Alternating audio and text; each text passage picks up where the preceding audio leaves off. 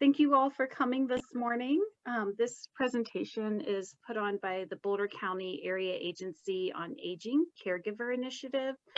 And our mission of the Caregiver Initiative is to empower and support caregivers and care partners through their caregiving journey by providing valuable information and resources, making referral, and hosting education events just like this. So I'll put some information on the chat, how to sign up for our future events or how to connect with us as well.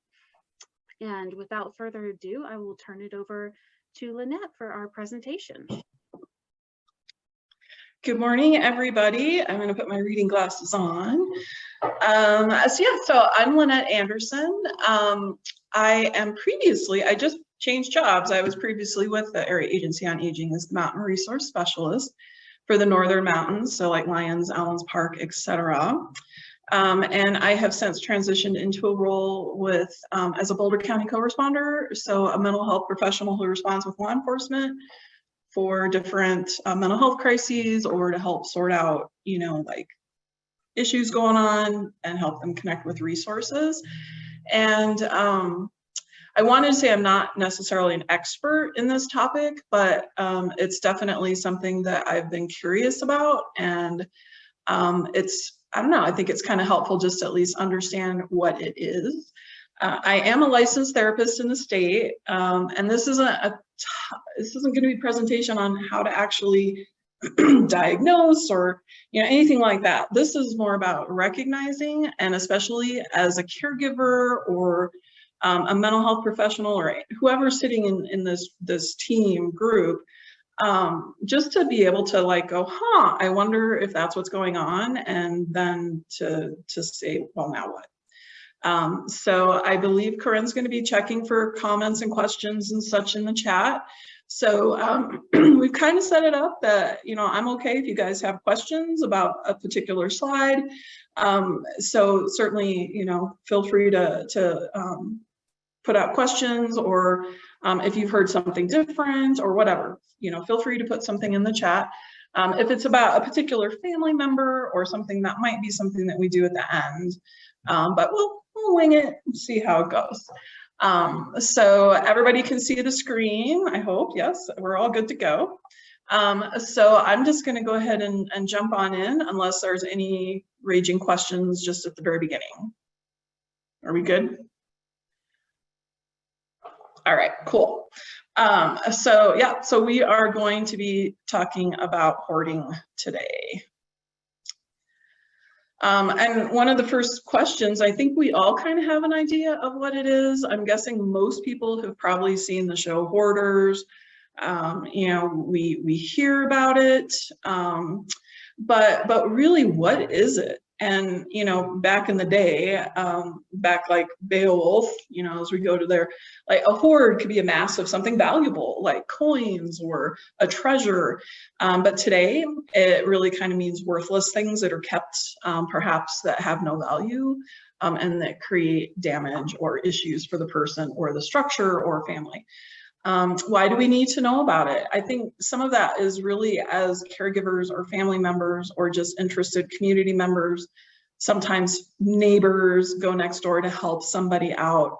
It's important to at least know what it is and that there are some ways to kind of help somebody out who might be hoarding a home or a car, which happens as well. And then, we're going to talk a little bit about the impacts. So what happens, if somebody just lives solo and they're living their life, it's like, what really are the impacts to that? But there are some. There's also a piece about compassionately assessing and compassionately looking at or stepping into or not stepping into a home that might be hoarded. And we're going to talk a little bit about how to do that as well, because if you walk into a house with, the little kid's face from Home Alone, that's probably, that might not be super helpful. We're going to talk a little bit about what we can do to support clients or neighbors or the caregivers or people that are going in and folks that might be associating with somebody that has a hoard, and then basically what resources might be available. Is it showing the different screens? It's not, okay. That is, let me. Still on the first screen, Lynette. Okay, that's what I was just thinking as I'm looking at this. All right, let me see, how do I? Oh, Now it's on there. the next one. Okay, so that's what I was just saying. I'm looking at that screen. I'm sorry. I've got two screens here and it's technology, right? Okay, so what is hoarding? So hoarding actually has an official definition, and it is in the Diagnostic and Statistical Manual of Mental Health Disorders, which is kind of the Bible for therapists and social workers, folks that do clinical work.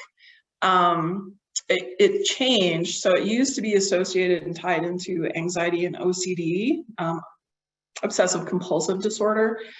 But with the newest version, the version 2, they took it out and put it as its own standalone thing. They were finding that a lot of folks that diagnosed as hoarding actually did not have traits of OCD. So they thought, well, maybe perhaps it needs to be its own thing. There's also, you know, it could be learned behavior, an attempt at comfort, and a lack of insight. Sometimes folks just don't have they can see there's an issue, but they don't know how to bridge the gap of actually getting things cleaned up, and then they just get really bad. The other thing about hoarding is that one of the diagnostic traits is actually that it has to, almost any diagnostic trait for mental health disorder means it has to have or create distress for folks. But the odd thing about hoarding is that sometimes folks are not distressed and they might be living in extreme conditions and they've adapted and they're honestly fine with it. So when you ask them, you know, how is this affecting you? They're like, I'm fine, I'm not a hoarder. So that's another interesting piece to hoarding. So we're going to get through those definitions. One of the biggest things, and we probably all know this, especially if you've watched the Hoarder Show, a persistent, so not just in one time, but a persistent difficulty parting or discarding with things, regardless of what the actual value would be to somebody, a reasonable person on the street.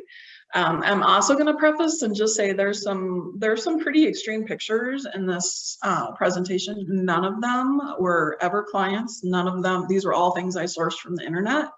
So these are not actual people that I've ever dealt with. But you know, you can kind of look in some of these photos though and see, you know, there's a lot of paper trash and just, you know, just some random things, and it just gets to the point where they can't discard or part with those things. There's also a need to save items, and very often there's distress when parting with them, even though it might look like garbage. This results in that accumulation of things that, and as you can see in that picture, there's definitely congested areas. There's a little pathway through the middle there that person probably walks through. But there's just no real pathway, or you can't even see the floor. And this obviously is not much of a living area. So some people can have clinical distress, but mostly it's impairment is what kind of comes up. And social is the piece truly that comes up. These folks probably do not have folks in their home on a routine basis, partly because they don't have space for it. But there's also you know, there's some shame and stigma around what this is and what it might look like. And maintaining a safe environment. So this may not look super dangerous, but there's probably an awful lot of tripping hazards. And when you start looking at older adults, especially folks that already have compromised balance, or perhaps they've had a stroke or they need a walker, that's just not going to work in this. So people very often trip and fall. And it has to not be better defined by any other kind of medical condition. TBI is a traumatic brain injury or any other sort of medical condition. So it has to be in its own thing. It's also not defined by any other mental health disorders. We don't have to talk about all of those necessarily. Sometimes those do play a part though. So it might be that when you're looking at compulsive obsessive disorder, they might have, there's usually routines and structure, and if they get outside of that routine or structure, even if it looks odd to us, you know, like touching a doorknob 5 times, it's not just touching the doorknob 5 times, it's that if they don't do that, something bad is going to happen. So it could be that if I get rid of this stuff, something really bad could happen. So that could be in there, but it's just what they're saying is that it's just not completely explained by OCD. And there's depressive disorders, probably folks that, you know, get depression. Again, there's something called executive dysfunction, where you just don't have that capacity. Because see, there's an issue, they just can't bridge the gap to figure out how to do it, or they don't maybe have the physical reserves or the energy to actually do it. So that just creates itself. And if you have any questions about any of these other disorders or mental health conditions, we can talk about that. One of the biggest things about an actual definition of hoarding is insight. So this picture is extreme, and you know, there's an awful lot of trash, but there's a lot of foodstuffs mixed up in this. I'm not sure how old that jar of mayonnaise is. And you know, one of the things that does get hoarded is food. Sometimes, for whatever reason, people will hoard food. And I personally had seen that from folks that would get free food from like food banks, or people would drop food by because they knew the person couldn't go get it, or they were food compromised in some way, and they felt bad for turning it away, and it would just build up. So, you know, that definitely can happen. So insights, we're going to talk about that. So there's different kinds of insights, right? So we have good insight, where we're able to look at a situation and go, oh, this is what's going on, this is what I need to do, this is how I can do it, or asking for help. Fair, maybe know what's going on, but don't know how to ask for help or don't want to ask for help. Absent, there's just no insight there at all. And delusional. Delusional insight might be something along the lines of, what do I want to say? Let me get to my piece about that. Delusional is just a little bit more along the lines of where they might be thinking, okay, I don't have a problem. This isn't a problem. So that would be what you might consider delusional insight. So what do you guys think is the story behind this? And you can even put it in the chat. I'm just curious what some folks think this is. Is this good, fair, absent, or delusional?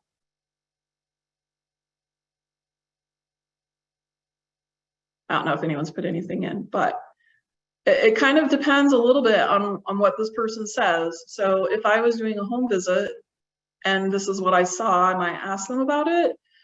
Just say, tell me the story about this, just to be curious about it. And if they say, oh, well, you know, I'm just kind of getting around, I haven't gotten to cleaning it yet, I might explore that a little bit more. If they're like, you know, this isn't a problem, then that's a delusional insight and probably pretty indicative that this person does indeed have hoarding disorder. And Lynette, there's some guesses of absent in the chat. Yeah, so absent too as well. So again, if I'm talking to that person and they're like, well, this isn't really that, like food isn't really something that, you know, is a hoarding issue. It might then be to explain, well, how long has it been since you've been able to reach that jar of mayonnaise? It looks like a long time, but, you know, and then talking to them a little bit about, you know, this could be really dangerous for you to eat. So trying to do a little bit of psychoeducation around that particular piece of it. So that's a really good point, that those two, the absent and delusional, truly depend on that person's answers to the questions. And why do we need to know about this? So if you are going into a home as a caregiver, If you have a client or you're a neighbor and you're helping someone out, that actually qualifies you as a caregiver. You know, it's a good idea to know what the heck is going on and what you need to know. You know, you might end up having, you might encounter this, and it can be really difficult. And especially if the person has absent or delusional insight, they're gonna probably not be super open to discussing it. So definitely any sort of home visit, whether it's a neighbor or a client, definitely can get you in the realm of potentially seeing it. And again, we don't have to diagnose it or anything. We can't fix it, but we can be supportive and compassionate and try and help them with some different resources, but they also have a choice. So until they don't, and sometimes that choice is no, I don't want to do anything about it.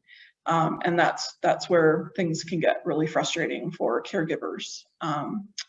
And, you know, looking at this picture, what's distressing to me is that person is cooking food. So, you know, not only is there, you know, it's pretty trashy, there's a lot of trash in there, but that's a massive fire hazard right there. You know, there's boxes and plastic bags and, you know, that stuff that could catch on fire. And then what are the chances or what are the opportunities for that person to be safe and put the fire out?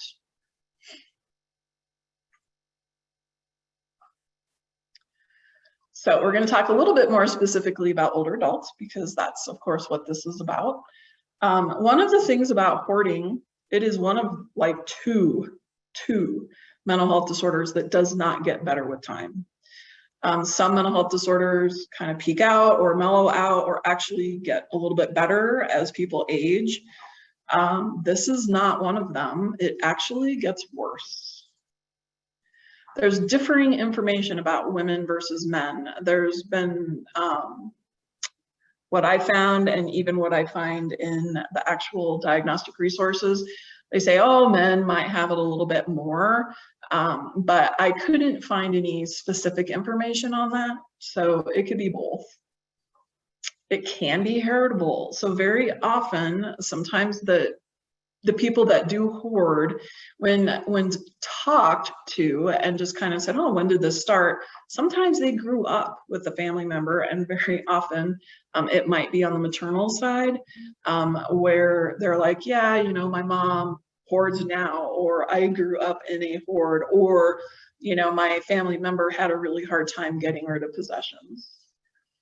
Also, as our brain ages, our thinking can become a little more rigid and less flexible. So it's harder just physically for our brains to be a little more, you know, like, hey, maybe this isn't cool. And it's just like, meh. And that executive functioning can also decrease as we age, just in the aging process. So then this just gets more difficult to get a handle on something like this.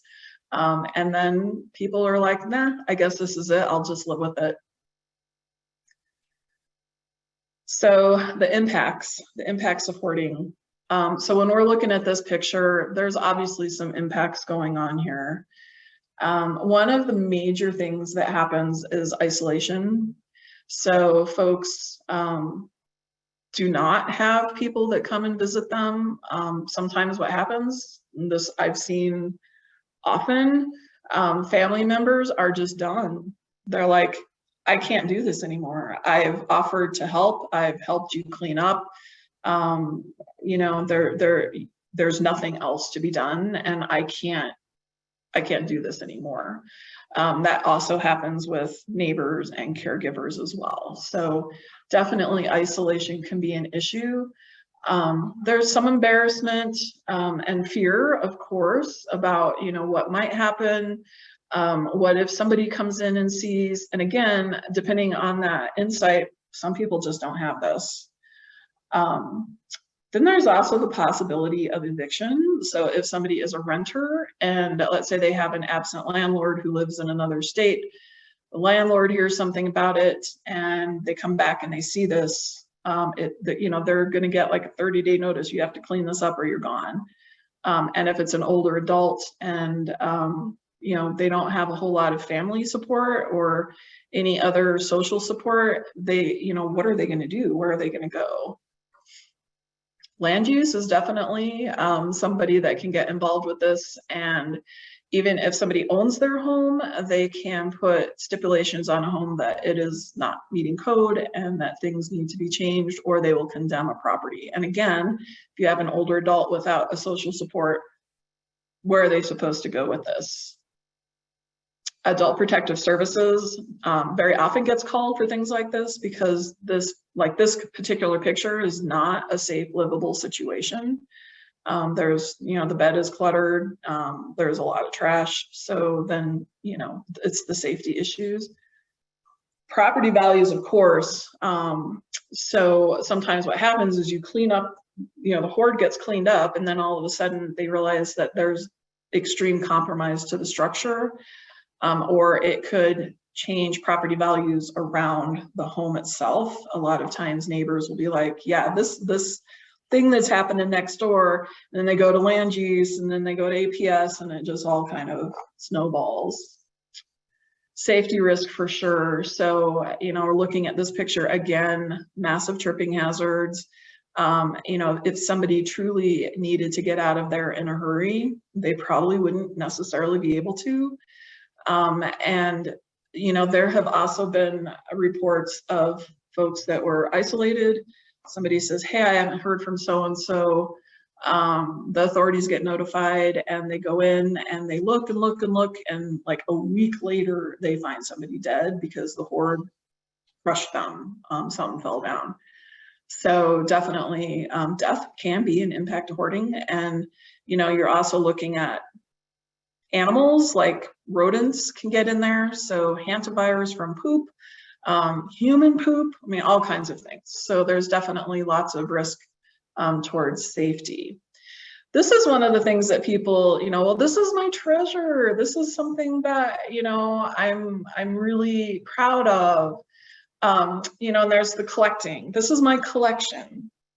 So there's actually a difference here. So I think we all have collections of something. I had a friend who has a collection of elephants, and her friends knew she loved elephants. So they'd always bring her elephants. And pretty soon she was like, I don't need any more elephants, please stop, because it was becoming too much. So the insight around that is pretty good. It's like, yeah, I don't need any more. And she felt comfortable telling friends, hey, stop with the elephants. And she actually cleaned out a whole bunch. So, she didn't have to have a ton of elephants everywhere. Collections are often managed, displayed perhaps, or tended to a little bit more or differently than a hoard would. If somebody is saying that this particular picture, that they're collecting something, it's my collection, it's not really being taken care of. It's being it's exposed to the elements, animals, it's not really truly being prized as something that you might consider in a collection. Definitely collections can turn into hoards. And I'm thinking of one of those hoarders episodes where somebody had a whole house full of dolls, but they were all completely encased in dust and cobwebs, and and a lot of them were kind of ruined. So it's like, nah, that's not being taken care of as a collection might.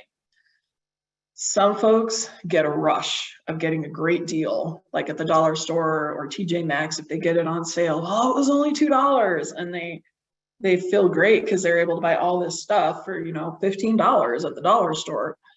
And then they get it home and they put it in a bag and it sits and it contributes.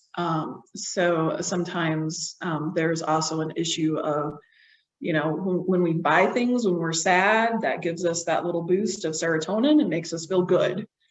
And so that's one of the cycles of trying to feel good about oneself. But in this case, they might buy stuff and then it gets put in that pile. The free items, again, it's really hard to say no for some people, and they can't.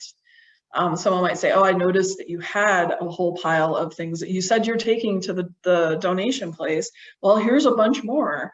And the person's like, oh, okay, you know, and then it gets added to the pile of the hoard, and it's hard for them to say no. And food honestly can be part of that. And, you know, food, cosmetics, things have an expiration date. So, and sometimes that's really hard to talk to people, especially if they're an older adult. You know, there's the talk of, did the depression ever influence any of this? Maybe, maybe not. But, you know, sometimes people grow up with few resources and it's, I need to have it. And that then becomes, like at the beginning I said, sometimes hoarding is brought on by having things of comfort. And it could be that having a fully stocked kitchen, even though it's disastrous and they can't even get to where all the food is stocked, you know, that then you start seeing the insight problems. But definitely food. And then, you know, if people do eat it and it's got bugs in it or rat poop or something like that, you know, then you introduce the disease vector. Talked a lot about executive dysfunction already. Again, they might even be able to have some insight around this, saying, yeah, this really isn't good, and but they just can't get to the place of doing anything about it. So it just then becomes, they just resolve to just live in it. This trap happens a lot as well. I might need it later. And sometimes, you know, people are like, oh, I might need that later. And it's something that could be useful.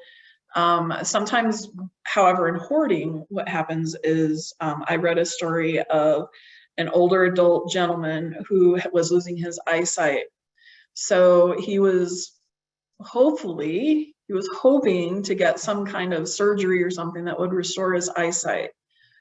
This was over years of time, and during that time he collected newspapers, thinking that once his eyesight returned, he'd be able to catch up on the news. But it was piles and piles and stacks of old newspapers. You know, but it was that, I might need it later, I'm going to use it later, it's important to me, it's going to have a use. But in the moment it doesn't. And you know, what were the chances of either the eye surgery happening, or, you know, it's okay, well, when the eye surgery happens, we can catch up on the news. You know, but he didn't have any other support. And the person that was living with him was his brother, who was also contributing, who would go out into the community with a bike and a trailer and find free things on the side of the road and bring them home. They found both of those two gentlemen dead in their hoard, by the way. So, you know, that's, again, another one of those serious consequences. And we're going to talk now about safety issues. So this is one of the things that, you know, I think people don't necessarily think about as much. I think if you, as an able-bodied person, go into somebody's home that you're caretaking, or you're a neighbor, you're probably able to look at things and go, I shouldn't maybe step here, or, you know, I don't want to touch that. And sometimes they'll tell you, they'll be like, oh, be careful of this, it falls a lot.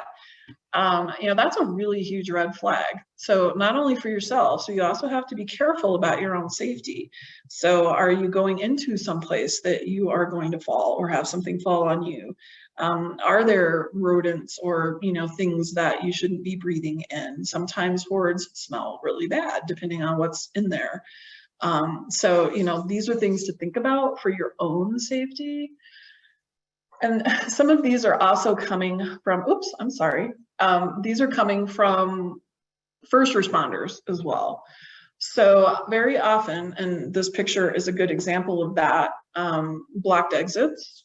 So oftentimes, I mean, as hoards, as they get larger and more complex, windows, doors, things like that can be blocked because they push things against the walls and then it slowly goes up and out. So all of the, the exits pretty much get blocked. So if something does happen inside and firefighters or medics are trying to get in, sometimes they cannot. One of the other things to think about with those stacks, and like the story I mentioned about the gentleman with the stacks of newspapers, there's fuel load. So firefighters definitely are concerned about fuel loads. And if they know that a home is a hoarded home, they might, and they tend to get involved because once land use and APS and such get involved, those agencies might bring in the local fire safety officer or somebody to come look at it. They're going to definitely look at fuel load. And when I was researching this before, there were definitely some fire departments that were like, if it's a really intensely hoarded house, we're not going in. And the reason for that is because things can fall on a responder. So like if a stack of newspapers is on fire and it lands on a firefighter, that could be dangerous. Traps residents and the responders because of the smoke. And it's going to burn either way smoky or it's going to burn hotter. So it's definitely something to think about for any sort of responder that might be going in there. Other safety issues include utilities. So usually when I'm approaching anything that could be hoarded, the questions in my head are, do they have access to a functioning toilet, or water? And some of that is also like the safe kitchen area, the access to water, like, okay, what happens if their kitchen catches on fire? Do they have the ability to put the fire out? If not, then that's going to be an issue. And especially if someone is cooking, like on that previous picture of the stove, that's definitely a red flag as well. And it might be like, well, what would happen if, and have you thought about, and they might not, and there might not be any answer to that. Unnavigable rooms, again, creates extreme safety issues. If it's tunnels or pathways, if it's nighttime or even in the day, depending on what's inside the hoard, it could burn very differently than we would see like in a backyard campfire. The fire can be the smoke can be very dark. So it might create a super dark environment that those first responders, if they've never been in there, they could become very disoriented, as could anybody who lives in that condition. Tripping hazards, of course, tripping hazards for anybody, for responders or for people that live in there. Sometimes folks that do live in a hoard, if they do trip, they might not be able to call somebody for a while, and they can lay there. So definitely looking at least trying to, if it's a compromise, at least trying to get a safe, navigable path for folks to get rid of tripping hazards. And this kind of harkens back to fire departments, and this is really extreme, but it makes it really difficult for firefighters or it would definitely be firefighters if it's on fire, but it's really hard to search for people. So even if, let's say, they had a cell phone with them and they fell, and you are going as a caregiver, it might be like, well, where are you? And if something has fallen and there's instability with the stuff that hasn't fallen yet, that creates a safety issue for you as well. So, that's an extreme situation, but definitely thinking about your own safety. Just gonna let you look at that for a minute. That is a whole lot of rabbits. Definitely a lot of rabbits. So insight with this one, probably a little delusional. Those rabbits are creating issues. You can't use that furniture. Probably, it's probably, yeah, it's bad. Can't use the furniture, the floor is bad. So yeah. But for animals, when we're talking about hoarding, animals and food and things, so definitely animals come up in hoarded homes.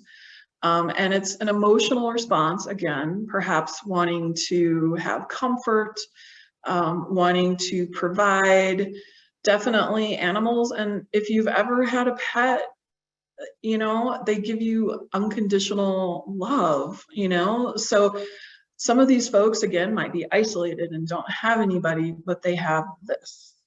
But yet when we're looking at it, it's like, you know, that's a lot of rabbits. It's too many rabbits. It's probably about 50 too many rabbits. But they're not going to necessarily see it that way. So there's a lot of emotional reasons that tend to be behind scenes like this.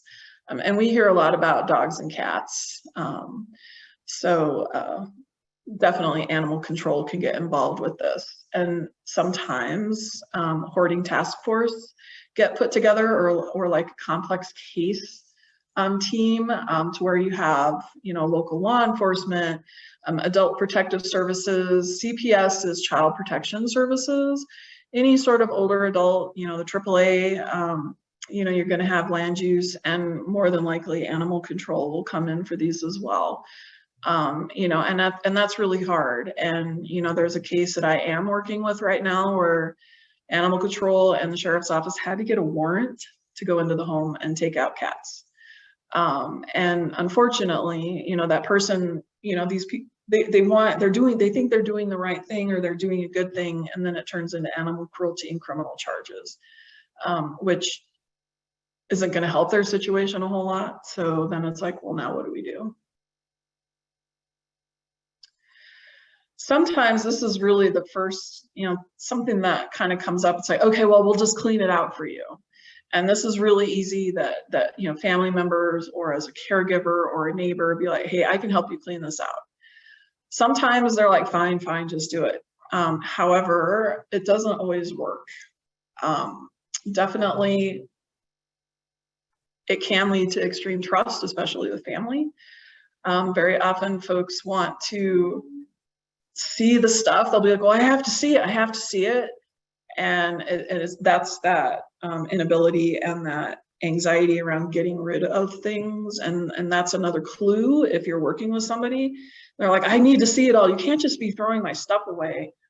If there's a lot of distress around that process, then it's definitely a hoard.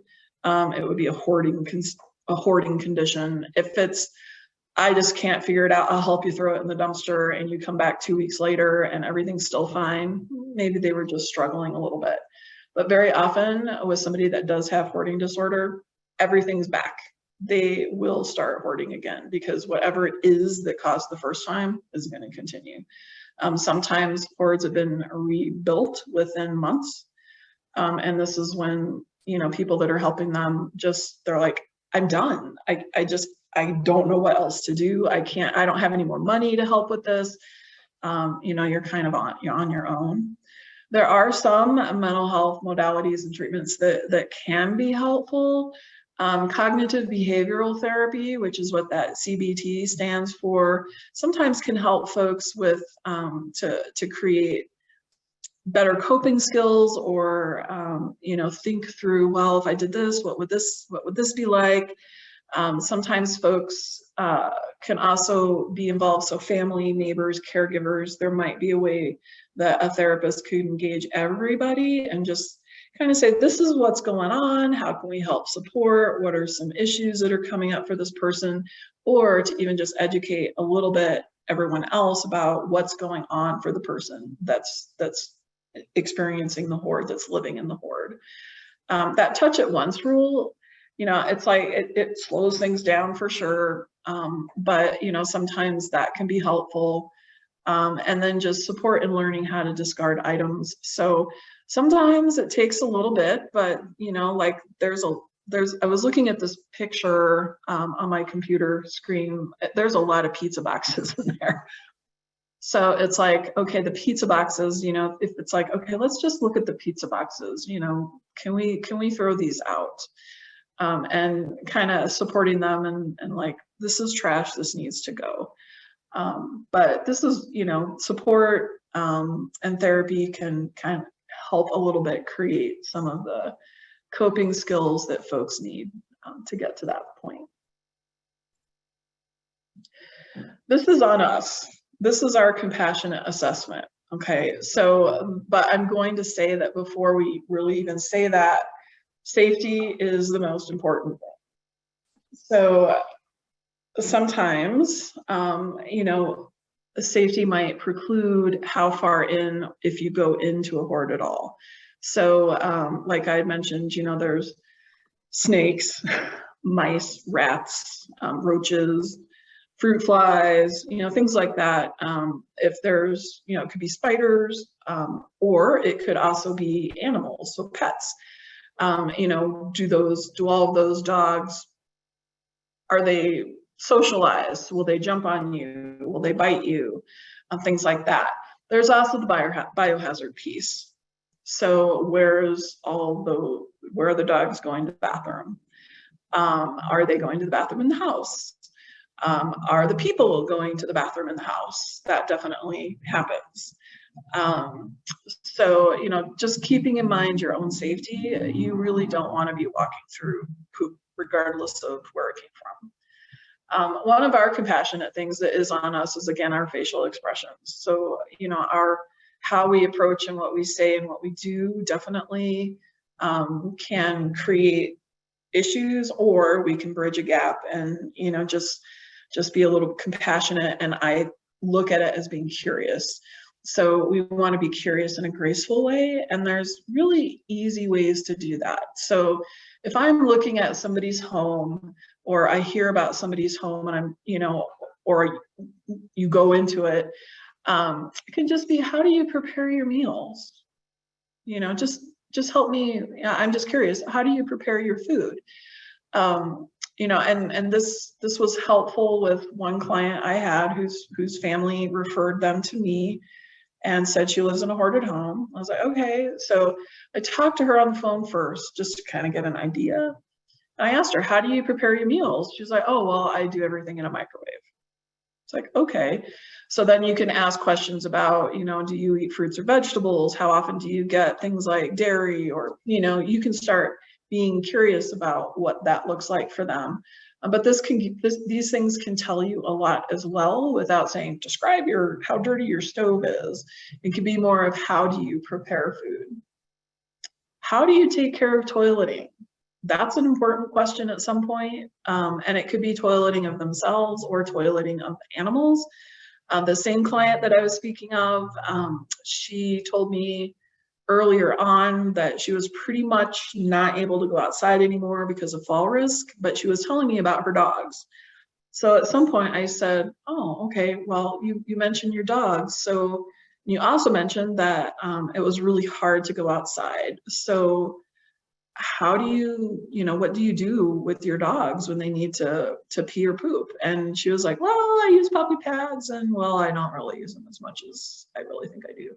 And so she was able to tell me that, you know, there was probably pet pee and feces on the floor. And she was one that was like, but it's fine. Every time she'd say, but it's fine. I'm fine with it. I don't care how people think I live. I'm okay with it. It's like, you know, she was pretty classic as an example. Hey, Lynette, we have a couple questions. Is that okay Sure. if I ask what's in the chat? So the first question is, what is the touch it once rule? So that's if you're helping somebody get rid of things, and this might be in the company of a therapeutic professional, or but it's you might just say, okay, we're gonna go through this pile because there's that I need to see it compulsion, and it might be that you can only touch it once. You can only touch that item once. You can't hold on to it. We can't keep focusing on it. And it's more than to create coping mechanism. So you can also determine distress level at that point, obviously. So, you know, if they're at a point where they're able to start looking at letting things go, the touch it once rule might be helpful in just that you can only touch this one item once, and then it needs to go in a pile of either trash or donate or keep. And then it kind of works through, it's kind of like exposure therapy in a way that they then have to sit with that item. And as a therapeutic professional, I could then be asking them, what are you feeling right now? What value does this item have for you? You know, so that can actually be a therapeutic moment for that person. And maybe they're like, you know what, this really is trash, isn't it? It's like, okay, yeah. So then they're like, all the pizza boxes go, and I don't even need to touch them anymore. And then I had another question too. It says, I'm just going to read it to you. Isn't saying it's trash offensive to a hoarder? Wouldn't they rather hear that something can be reused or recycled? Want to know it will be used again somehow? Yes, that's actually a really good point. And probably if I was going into somebody's home, I wouldn't say right up front, hey, there's a whole bunch of trash on the floor. And that's a compassionate assessment piece. So pretty much at some point, you know, I'd be like, well, explain to me, you know, help me understand, or tell me how you go about your day. And allowing them to explain themselves in their own words, and to give them their own space to be as honest as they want about it. And that's how you can start determining the insight. And for me as a practitioner, that's how I would go about it. The piece about trash, so what happens is very often is family members or neighbors or whatever go in and they're like, this is all just trash. And that absolutely creates an issue with that person, because they're like, no, it's not. This is my collection. This is important to me. This has value. It can be reused. I'm saving it for something. I have a project in mind for it, and it creates a rift. So that's kind of what happens when people bring up trash. As a professional, I would never bring that up immediately. I might write that in the notes that things appear to be, you know, boxes, you know, empty pizza boxes that have been there for a long time. That's how I would document that. The only time as a professional that I might say that something is trash is down the line if I'm working with somebody. At some point, there is a therapy tool of confrontation, and sometimes it's like, this is really honestly trash, but tell me what value it has. There's definitely a piece, and sometimes folks get overwhelmed with recycling. It's like, I'm going to recycle all of these things, but they don't have, that's an executive dysfunction piece. They don't have the capacity to do it.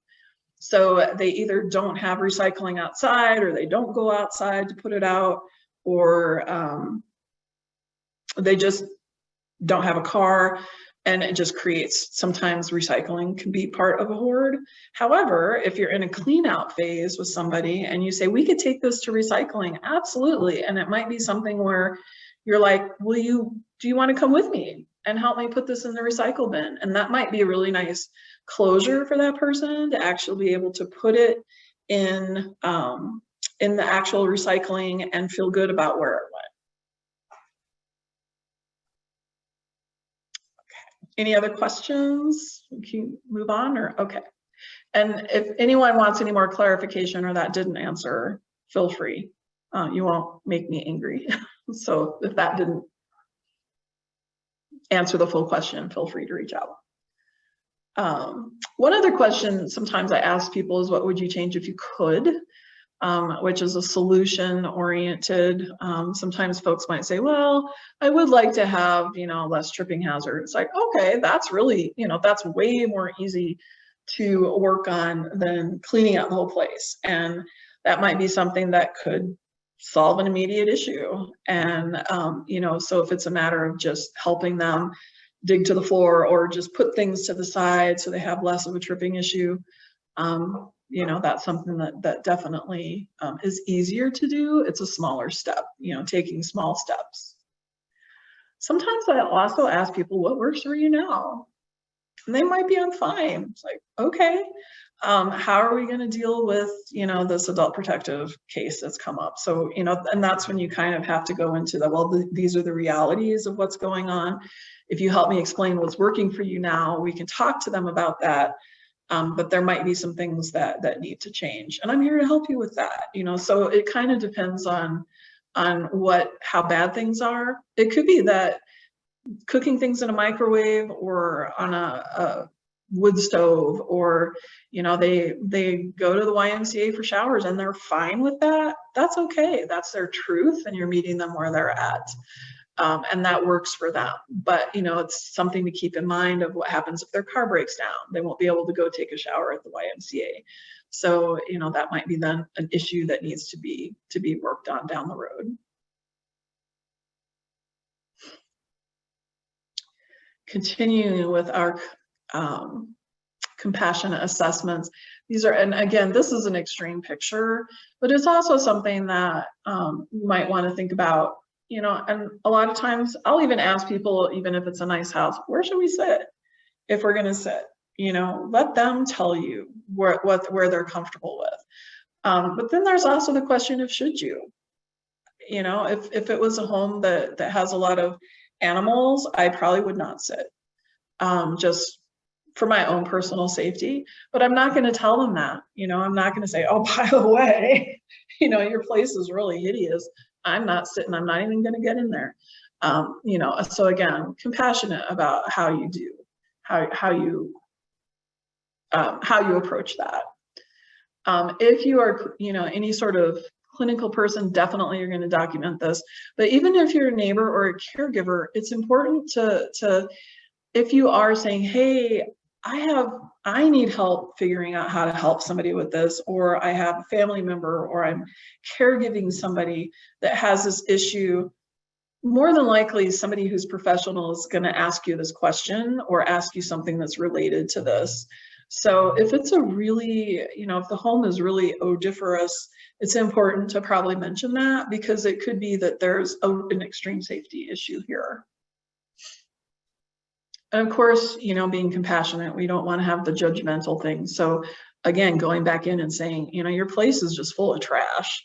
You know, that would not be a compassionate statement to have. You know, and again, if this is your parent and you've been dealing with this for 20 years, you know, at some point that might have to be said. But again, they could be really angry and tell you they never want to talk to you again. I always ask again, what works? So do they have a functioning kitchen, water, including sewer, and then where their food is stored, or do they even have food? Do they have a working refrigerator? Is it working now? You know, they're able to have the basics taken care of. Getting any sort of history as best as you can. Again, if it's family member, you know, some people are embarrassed to talk about it. That's fine. You know, just do your best. I did have a couple of documents sent out. They were just rating scales, and they're just things that I thought, you know, maybe might be helpful. I actually read through one. I was like, ooh, what about all my books? You know, you're kind of like, ugh. But it kind of made me think about it. Just even, I don't know, from my own personal standpoint. But, you know, if you do have somebody you're caregiving or relative, it might be helpful to look at that rating scale and just read through it. And you don't have to give it to the person that you're helping support, but it might give you a better idea about what gets looked at for this versus, you know, so then you're looking at, this could be a mental health disorder versus just somebody who doesn't have the time to clean up their recycling. And it's okay to leave if it's bad or making you feel ill. You know, if it's a really bad smell with feces or urine, you know, I mean, you can make that call. You know, and again, with family members, I think that changes things, because, you know, we're gonna probably support a family member a little way differently than we would a client or somebody that we're resourced to either caregive or support. But, you know, there is a point where perhaps, you know, there's a time when you say, I just can't do this anymore. This is going to talk a little bit about some support and resources. You know, obviously we can't fix it or treat it. You know, this isn't what this is about. It's more about how to approach, how to then offer support, and then knowing a little bit about some of those resources. If you do a Google search on hoarding, you know, you're going to find a whole lot of different things. But there is a Colorado Hoarding Task Force, which can be helpful. There's an International OCD Foundation. They have a lot of resources on that website. There are also different cleaning services. Before you, if it's a family member or somebody that you're helping with and they do want a cleanup, it's important to tell the cleaning service what might be there, in the sense of, you know, if they're walking into a lot of feces and things, that's a completely different setup than just coming in and doing a deep clean of a bathroom and kitchen. So, you know, just letting some of that know. There are definitely support groups and things out there. Some of these are all online, you know, and if it's a family member or somebody you know, it might not be a bad idea to check out something like this. More often than not, groups are really therapeutic, and you don't even have to say anything.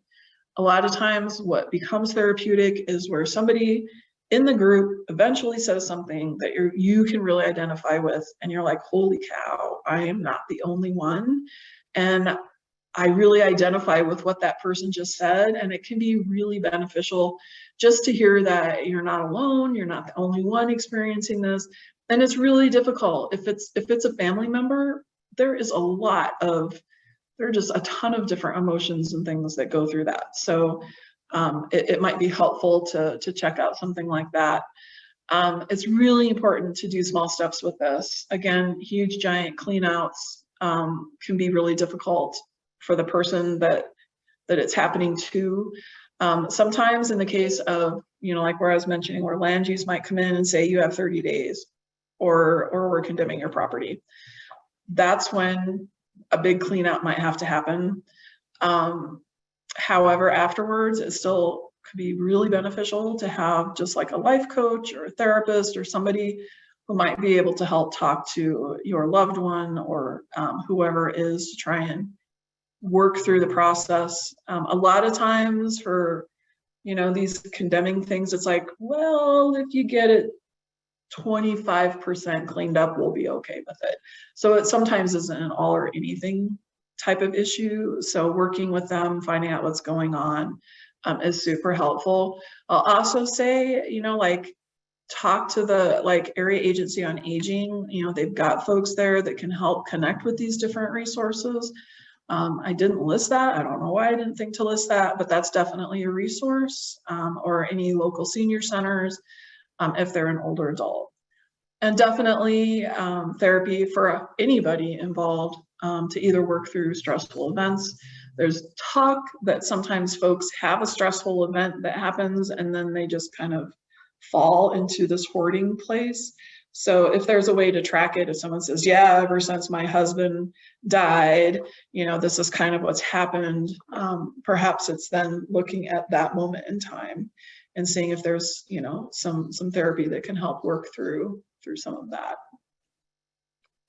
Hey, Lynette, we have a couple questions in the chat, and I think you Yep. kind of answered some of them with what you just talked about, especially on this slide, but I thought I'd give these questions just kind of as case examples too. It might just be helpful to the group. So one says there's a family member that maybe falls short of hoarding, but every house or every surface in the house is cluttered and dirty, and they definitely get some pleasure from acquiring things, including great deals on groceries and things like that. And they say they need to get rid of stuff, but then they really fight about not getting rid of things when they invite the person over to organize. So I don't know if you have any kind of, they feel kind of like they've given up trying to help, and they're asking what can they do. I think some of these things can certainly be resources for them, but I didn't know if you wanted to add anything else. So the first thing I think about is going to one of those assessment tools that got sent. It might be really helpful for you, the person that commented that. It might be really helpful just to be able to sit with that and then go through, you know, it's like, on a scale of 1 to 10, you know, you can then go through that and kind of see, this sounds like a moderate kind of thing.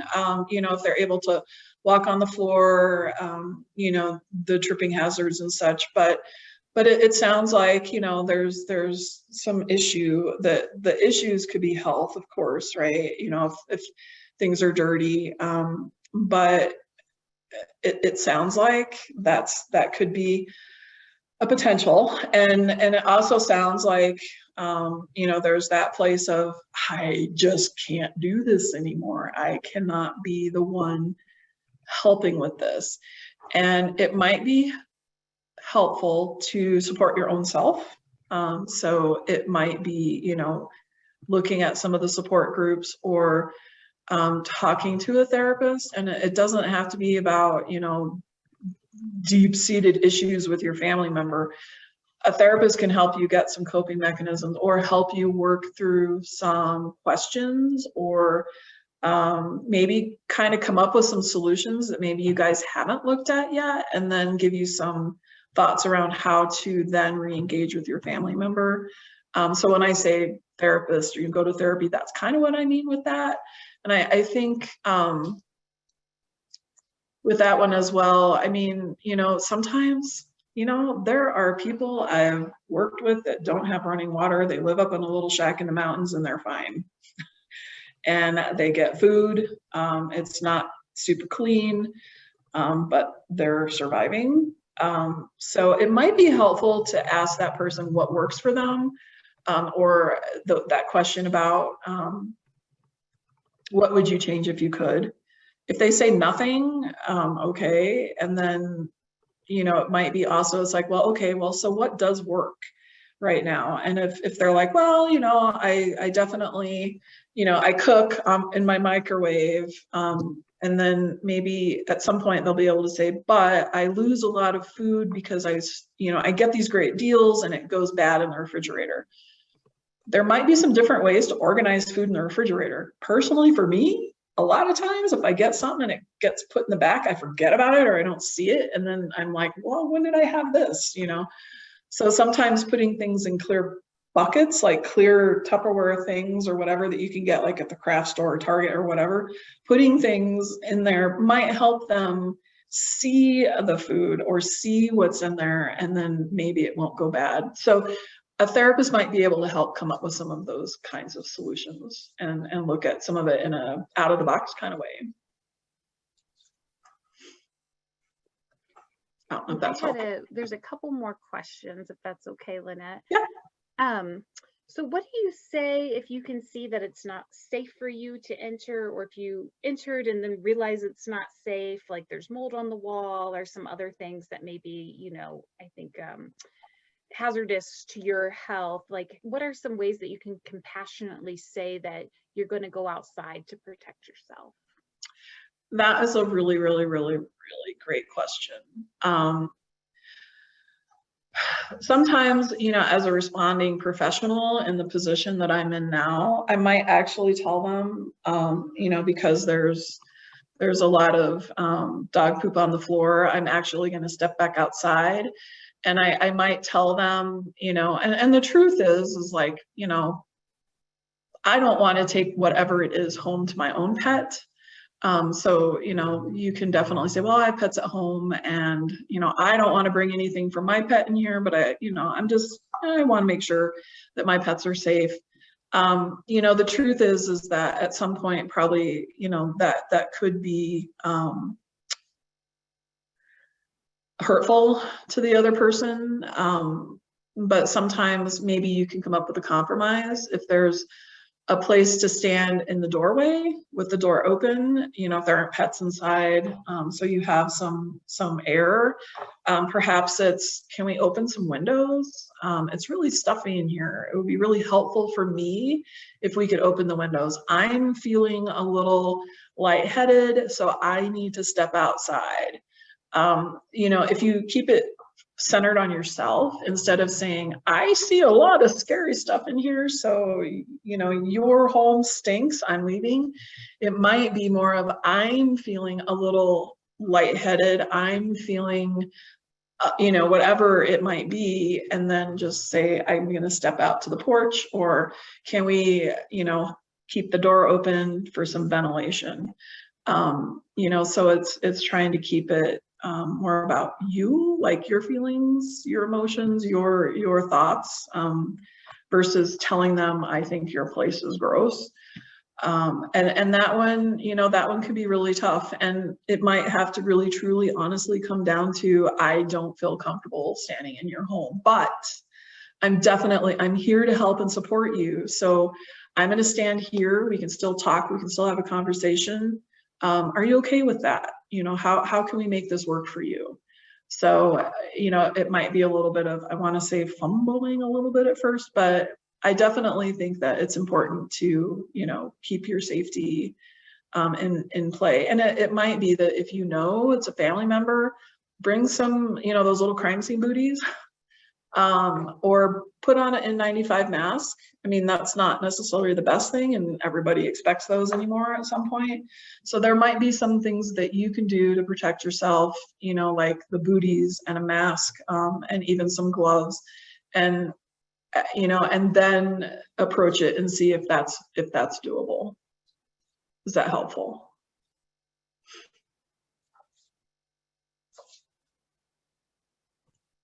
Yeah, thanks, Lynette. And then someone was also asking, like, if you were concerned about an older adult who lives alone, doesn't really have anyone over, but drives to go out to eat daily, at what point should you be concerned? Is it like if you haven't seen movement for days, or who might you call for a wellness check? Just like if you were concerned, what actions could you take?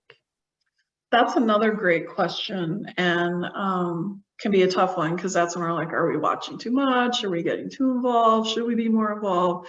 I think it's really important that, having done my work with the Area Agency on Aging, and even what I do now, knowing that there are people that are keeping an eye on folks that, you know, are isolated or don't have family support is really awesome. So thank you for that, because that can be helpful just for that person, but also for other agencies that end up perhaps getting involved.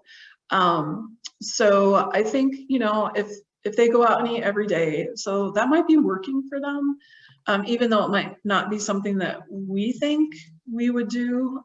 Perhaps that's, they, you know, maybe have a social support group at the diner they go to. You know, sometimes, you know, wait staff know these folks when they come in every day, and they fight over who gets them. And, you know, so there might be some social interaction. There's something working there that person is maybe getting some kind of social interaction out of.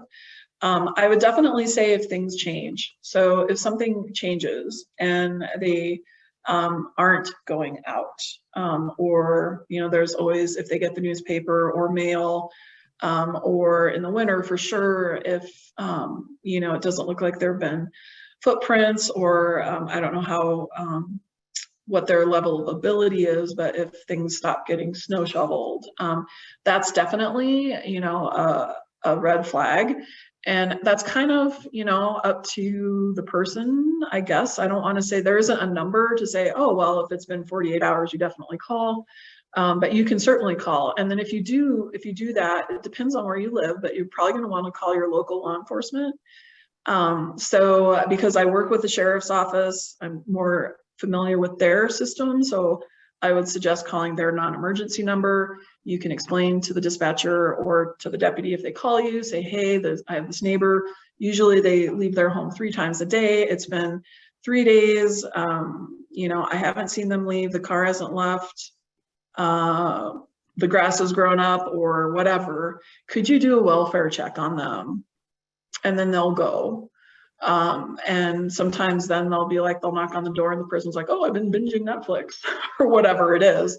And it's like, oh, okay, you know, they're fine. So, and when those deputies go, they're going to do all of this stuff that we talked about. They're going to do a visual assessment. They might ask, you know, how are you getting your food? You know, have you eaten today? They might ask some of those questions. You know, that is a situation that co-responders, so my team, might then be involved. A deputy might also outreach aging services depending on what location they're at. And so then things might, you know, kind of be involved, and it might be another way to have another set of eyes on somebody.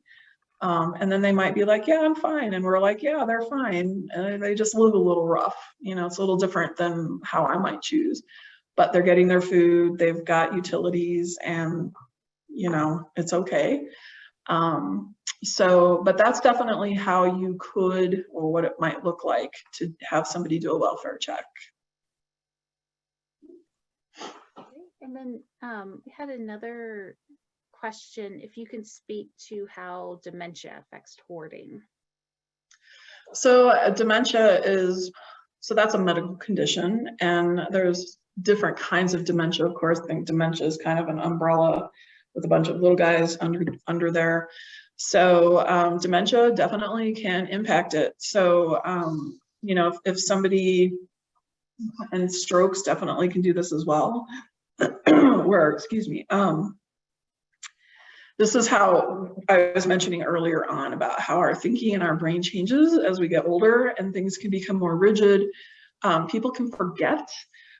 So they forget to take out trash, or they forget, or they just don't think about it. You know, so dementia is definitely one of those biological issues, like a brain injury, that then compounds or could contribute to something like this. Basically, what would happen is if I got called out to a home, I'm going to talk to them, ask them all the questions. When's the last time you ate? How do you get your groceries? How do you toilet? Tell me about this. And then depending on what we find, it might be, okay, there's a level of dementia going on here. And it could be that the clutter or the hoard created was more pronounced after the dementia started to set in. So then it's, you know, dementia is again more of a medical condition. So it might be trying to set them up or try and connect them with a primary care physician, or checking in with family to see if they've got any sort of care. But it's kind of a compounding. So I want to say like dementia is here, and then whatever the results of that dementia are going to happen here. Basically, like from the very beginning, it was like, we're not going to diagnose and we don't necessarily treat, but it's about how to recognize. So that information is going to be really important. So, you know, if for some reason, you know, you have you're caregiving, or you have a family member who has dementia, these are things to look out for, you know, like over time, you know, like you go there for Thanksgiving and then you go there for Christmas and things have changed, and all of a sudden there's way more pizza boxes or rabbits or whatever it is, but you're also noticing the dementia component. Those are all important things to pay attention to, and reach out to a resource to at least start getting some sort of information or support or medical care for that person. I'm not sure if that helps a whole lot, because dementia is really a huge thing. And it can contribute to hoarding or clutter or trash, but it might not. So I have a client who has a certain level of dementia, but man, that house is clean, still cuts her own firewood. I mean, you know, so, but then others where some of the dementia creates issues with toileting, or creates issues with memory, and, you know, just maybe food spoils much quicker, or not eating, you know, so there can be a lot of different things. That's a pretty complex, I think, a pretty complex situation. So probably a whole nother talk just on that.